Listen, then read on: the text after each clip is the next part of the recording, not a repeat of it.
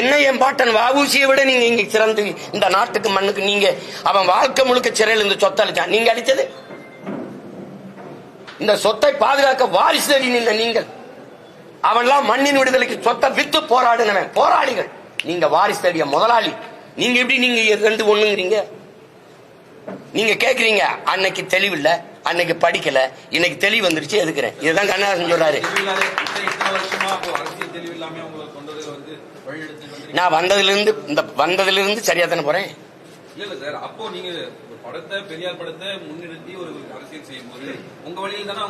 வேணாம் எனக்கு பெரியார் படம் வேணா, நீங்க வச்சுக்கிறீங்க.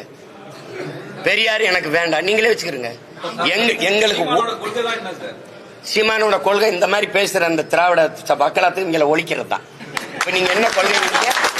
எந்த கொள்கை 15 வருஷமா பேசுற இப்ப கொள்கை திராவிடம்னு பேசுறவங்களை ஒழிக்கிறதா என் கொள்கை. வேற ஏதாவது வேணுமா? கொள்கை என்ன? பெரியாரை எதிர்க்கிறது. உன்னோட திராவிட சித்தாந்தத்தின் வேற எது? பெரியாரு வெட்டி சாய்க்கிறது. வேற ஏதாவது விளக்கம் வேணுமா? கட்சி கரைந்து வருவதால் நீங்க இது போல ஒரு மறைந்த தலைவர்கள் கரைந்து வருதுன்னா நீ எங்க கவலைப்படுற? கரைந்து வருது ஏன் கவலைப்படுற?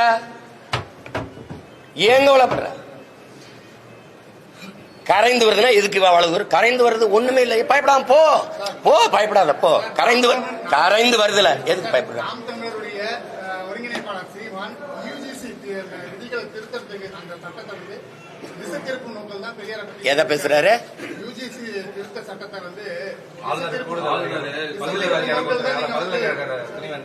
துணைவேந்தரை நீ எதிர்த்தியா நான் எதிர்த்தனா? திராவிடர்கள் ஆட்சி அதிகாரத்தில் இருக்க நீங்க எதிர்த்தியா நான் எதிர்க்கிறேன்னா? புதிய கல்விக் கொள்கையை ஏத்துக்கிட்டு எல்லா இடத்திலையும் இல்லம் தேடி கல்வி இதையெல்லாம் ஒத்துக்கிட்டு திணிக்கிறது நீங்களா நானா? எதிர்த்த அன்னையிலிருந்து போராடிக்கிட்டு இருக்கிறது நான். புதிய கல்விக் கொள்கை நம் பிள்ளைகளுக்கு எழுதி வைக்கிற மரண சாசனம்னு பேரறிஞர்கள் எழுதியிருக்கா, அதை ஏற்கக்கூடாதுன்னு போராடுறது நான். நீங்க மறைமுகமா இதே ஆளுநரோட தேநீர் குடிக்கிறது, கை குளிக்கிறது எல்லாம் பண்ணிட்டு நான் எங்க திசை திருப்புறேன்? நீதான் 40 நாடாளுமன்ற உறுப்பினர் வச்சிருக்க, அதிகாரம் வச்சிருக்க, சண்டை போடி. நான் தானே சண்டை போட்டுக்கிட்டு இருக்கேன். நீங்க திசை திருப்புறீங்கன்னா நீங்க ஆளுநர் எதிர்த்து போராடுறது அங்க ஜங்ஷன் இந்த அண்ணா பல்கலைக்கழகத்தில் இருக்கிற அந்த பாதிக்கப்பட்ட மாணவிக்கான பிரச்சனையை திசை திருப்பதா நாங்க சொன்னா ஏற்கிறது இல்ல. இவ்வளவு பெரியாருக்காக பேசுற நீங்க அண்ணா பல்கலைக்கழகத்தில் பாதிக்கப்பட்ட தங்கச்சிக்காக பேசிய பெரியாரிஸ்டுகள், பெண்ணியவாதிய பெரியாரிஸ்டுகள் ஒருத்தர் என்கிட்ட சான்று கட்டி நிக்கிற நீங்கள் உங்க குரல் என்ன? அதுல உங்க குரல் என்ன?